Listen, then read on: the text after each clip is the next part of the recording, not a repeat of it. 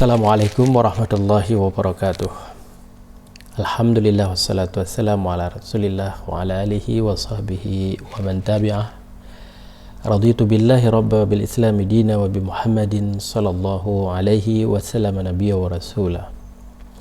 Kullu sanah wa antum tayyibun wa kullu am wa nahnu ilallahi aqrabun.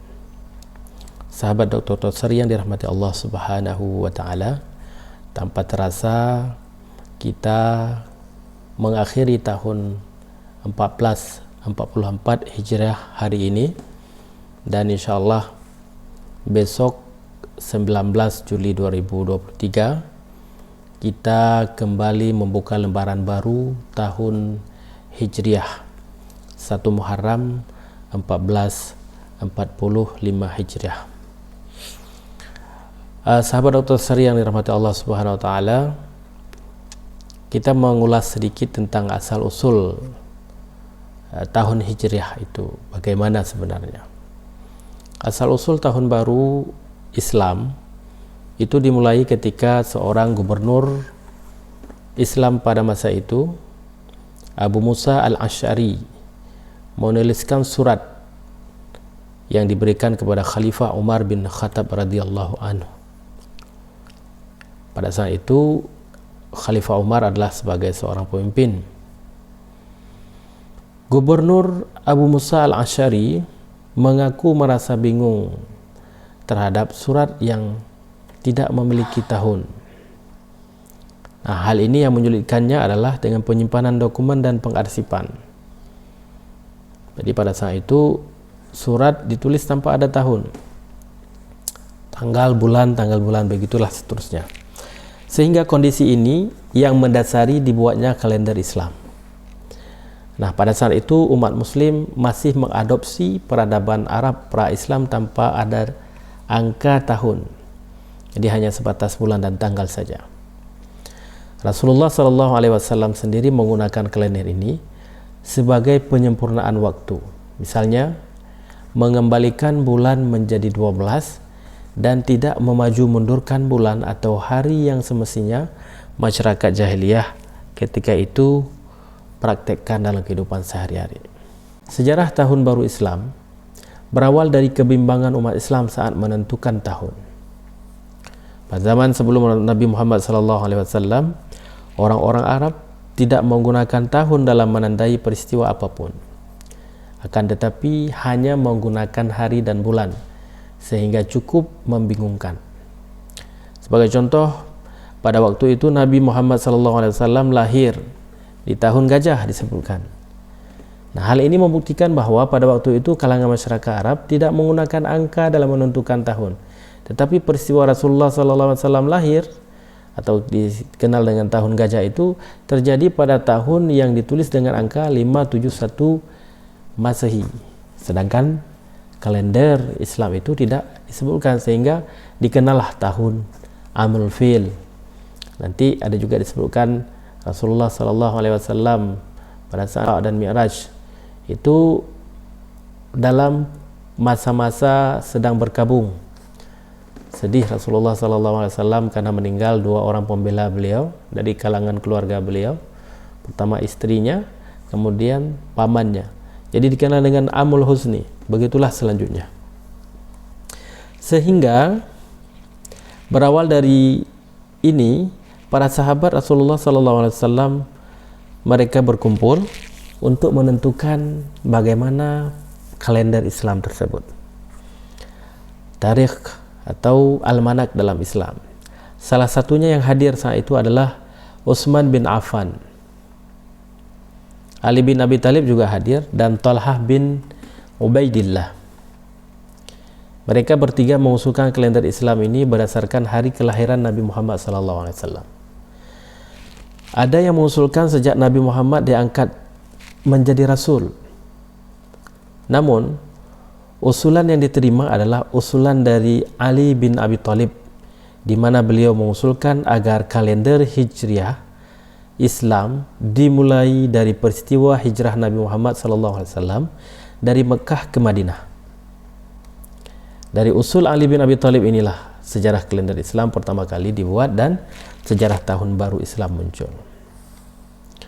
Lalu total 12 bulan dalam sistem penanggalan Islam juga tercantum dalam Quran surah At-Taubah sebenarnya.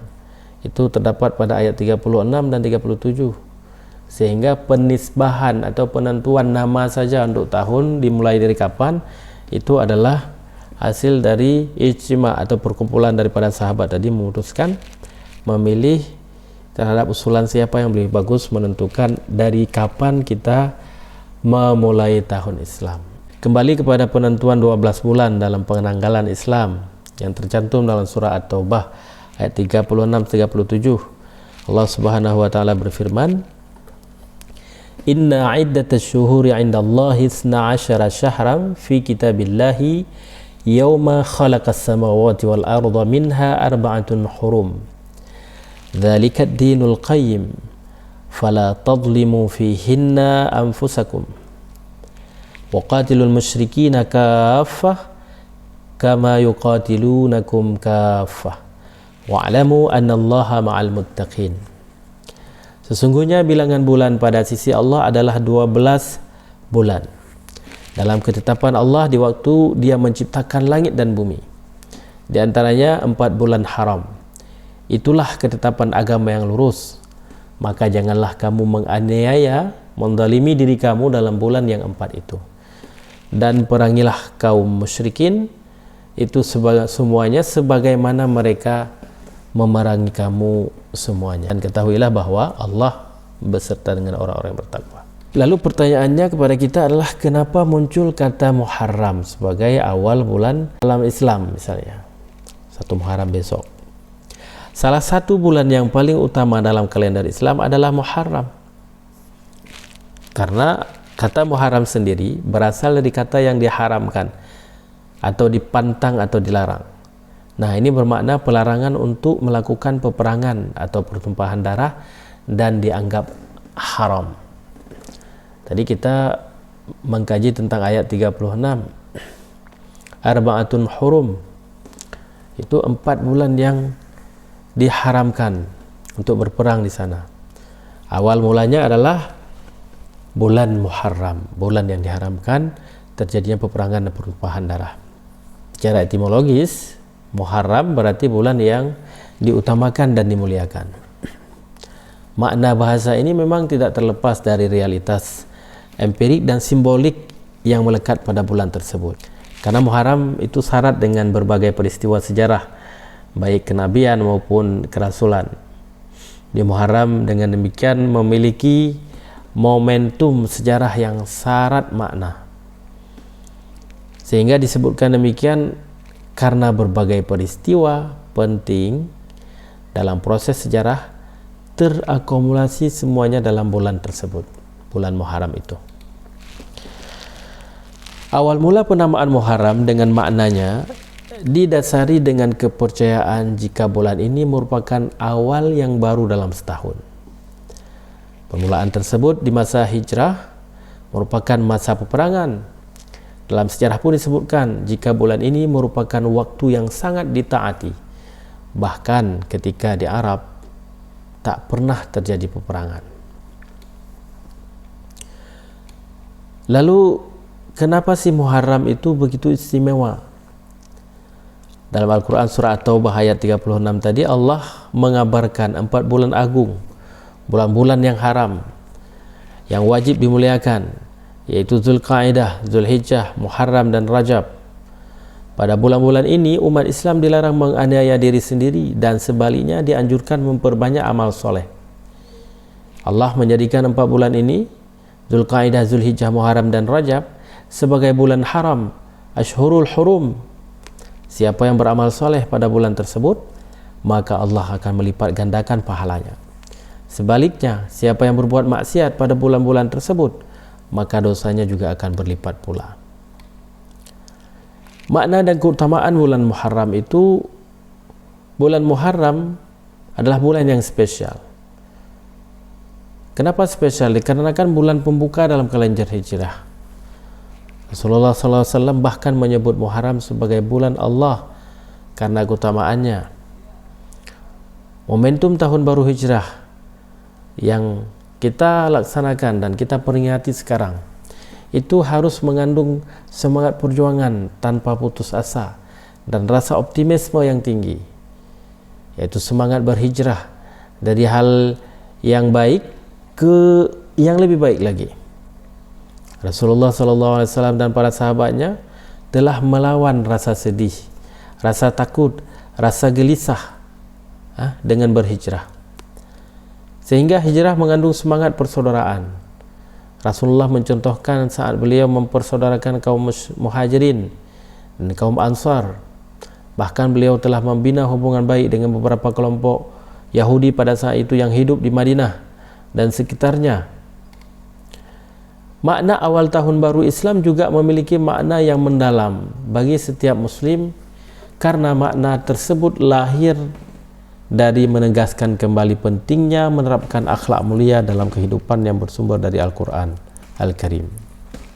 Momentum awal tahun baru Islam bagi kaum muslimin itu dimaknakan dan dimanfaatkan agar terus mampu dalam berkreasi, menjunjung tinggi hak-hak manusia, menjunjung tinggi nilai-nilai toleransi, menciptakan birokrasi yang modern, menciptakan transparansi dalam masyarakat, mewujudkan kerapian dan bersih di dalam bekerja dan beramal. Sehingga ada beberapa catatan penting seharusnya bagaimana tahun baru Islam itu dimaknai. Yang pertama adalah tahun baru Islam itu harus dimaknai sebagai pengingat kembali pada peristiwa hijrah, sehingga meningkatkan kepercayaan kaum muslimin akan kebenaran ideologi dan akidah yang dianut, tidak mempedulikan segala macam gangguan yang bertujuan menggoda iman. Kita ingat saat itu Rasulullah SAW sangat percaya akan kesuksesan hijrah ketika beliau memulai hijrah dan berdakwah, dan sampailah beliau di hadapan para sahabat di Madinah. Dengan kepercayaan tersebut, beliau meyakini meskipun pada saat itu beliau mendapatkan ancaman dan harus melalui ancaman dan kesulitan besar dalam perjalanan, tetapi karena semangat, karena kepercayaan kepada Allah Subhanahu wa taala, Allah memberikan kemudahan sehingga sukseslah hijrah dan dakwah Rasulullah sallallahu alaihi wasallam. Lalu yang kedua, tahun baru Islam atau tahun baru hijrah itu harus dimaknai sebagai momentum mengenalkan kepada generasi muda, anak-anak kita sekarang, ya, anak muda sekarang, akan pentingnya momen kepahlawanan dari generasi muda dalam contoh pada sahabat ketika momen hijrah dan sejarah Islam. Bagaimana perjuangan Rasul dan para sahabatnya selama melakukan perjalanan itu, menjadi makna tahun baru hendaknya diresapi betul agar perjalanan penuh dengan pengorbanan menjadi pelajaran hidup bagi umat manusia. Lalu yang ketiga, tahun baru hijrah seharusnya dimaknai untuk menegaskan kembali pentingnya menerapkan akhlak mulia dalam kehidupan yang bersumber dari Al-Quran dan Al-Hadis Rasulullah SAW. Hijrah dari suka hal-hal yang negatif ke arah meninggalkan yang negatif tersebut atau ke arah yang lebih baik. Hijrah dari membuang-buang waktu percuma kepada memanfaatkan waktu yang maksimal untuk kemaslahatan dan kemajuan kita dan lain sebagainya, yang pada intinya adalah untuk meninggalkan kebiasaan-kebiasaan yang sepele, bahkan kebiasaan-kebiasaan yang menjadi larangan Allah Subhanahu wa taala, lalu kita menuju kepada ketaatan dengan melaksanakan perintah Allah Subhanahu wa taala. Sahabat rahmat Allah Subhanahu wa taala, namun hari ini kenyataan dalam kehidupan sekarang, ya, makna tahun baru Islam menjadi sesuatu pelajaran yang seolah-olah tidak penting dan ditinggalkan. Dia tertutupi oleh meriahnya perayaan tahun baru Masehi itu misalnya, ya kan? Padahal dalam Islam tidak dikenal tahun baru, perayaan tahun baru Masehi, kecuali itu adalah budaya-budaya orang yang non muslim. Sehingga ini sudah menjadi tradisi dirayakan dengan meriah oleh seluruh umat di dunia. Maka sepatutnya dan sepantasnya lah seluruh umat muslim di seluruh penjuru dunia untuk memaknai tahun baru Islam ini untuk berbenah diri dengan cara muhasabah diri. Sejauh mana bekal yang disiapkan untuk menghadapi kehidupan setelah kematian.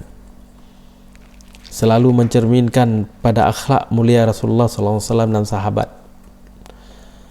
Memiliki semangat baru untuk merancang dan menjalani kehidupan ke arah yang lebih baik lagi. Sahabat Dr. Terseri yang dirahmati Allah Subhanahu wa taala. Lalu berkenaan dengan tahun baru Islam yang dimulai dengan bulan Muharram. Apa saja kira-kira amalan-amalan yang bisa kita lakukan untuk mengisi awal tahun kita ini dengan lebih baik? Pertama, Rasulullah SAW mempraktikkan memperbanyak puasa sunnah. Dari Abu Hurairah radhiyallahu anhu berkata, Rasulullah SAW bersabda, sebaik-baik puasa setelah puasa Ramadan adalah puasa pada bulan Allah, bulan Muharram. Hadis riwayat Muslim. Yang kedua, menghidupkan puasa Asyura atau Tasu'a 9 atau 10 Muharram. Rasulullah SAW juga bersabda, dan puasa di hari Asyura saya berharap kepada Allah Subhanahu wa taala agar dapat menghapuskan dosa setahun yang lalu. Hadis riwayat Muslim. Nabi juga berpesan dengan hadis yang diriwayatkan oleh Ibnu Abbas, berpuasalah kalian pada hari Asyura dan selisihilah orang-orang Yahudi. Berpuasalah sebelumnya dan berpuasalah setelahnya 1 hari. Jadi ada 3 hari. Asyura, Tasu'a, dan setelah itu 1 hari lagi. Hadis riwayat Ahmad dan juga Al-Baihaqi. Lalu apa fadilah melaksanakan puasa Asyura tersebut? Fadilahnya adalah menggugurkan dosa selama setahun yang lalu. Mengenai puasa Tasu'a 9 Muharram dilakukan sehari sebelum puasa Asyura, hukumnya pun sunnah. Dari Ibnu Abbas radhiyallahu an, dia berkata Rasulullah SAW bersabda, apabila usiaku sampai tahun depan, kata Rasulullah, maka aku akan berpuasa pada hari ke-9-nya. Jadi 9, 10, 11. Karena Rasulullah SAW memberikan teladan kepada kita, puasalah kalian itu menyelisihi daripada orang Yahudi berpuasa. Kemudian ketiga, amalan yang bisa kita lakukan dalam awal tahun baru Hijrah ini adalah memperbanyak bersedekah. Selain menghidupkan puasa sunnah, ya, kita sebagai umat Islam juga dianjurkan memperbanyak sedekah. Sedekah pada bulan Muharram menurut mazhab Maliki sangat dianjurkan. Sementara mazhab yang lain tidak memberikan penekanan khusus, namun tidak memberikan larangan juga untuk mengamalkannya. Sebagaimana keutamaan Muharram di mana Allah Subhanahu wa taala melipat gandakan pahala setiap amal soleh, maka memperbanyak sedekah termasuk menyantuni anak yatim merupakan amalan yang disukai Allah Subhanahu wa taala. Allah Subhanahu wa taala berfirman dalam surah Al-Baqarah ayat 261 yang artinya, perumpamaan orang-orang yang mendermakan atau bersedekah harta bendanya di jalan Allah itu seperti orang yang menanam sebutir biji, lalu biji tersebut menumbuhkan 7 untai, dan setiap untai-untaian yang tumbuh dari biji tersebut terdapat 100 biji, dan Allah melipat gandakan balasan kepada orang yang dikehendaki, dan Allah maha luas anugerahnya lagi maha mengetahui. Quran surah Al-Baqarah ayat 261. Sahabat Dr. Terseri yang dirahmati Allah Subhanahu wa taala, begitulah sejarah mengenai awal mulanya penentuan tanggal kalender Islam dalam hijrah. Dan kita mengambil faedah daripada pembahasan tadi adalah dengan semangat kita meninggalkan hal-hal yang tidak baik, ya, bersama-sama berlomba-lomba ke arah yang lebih baik.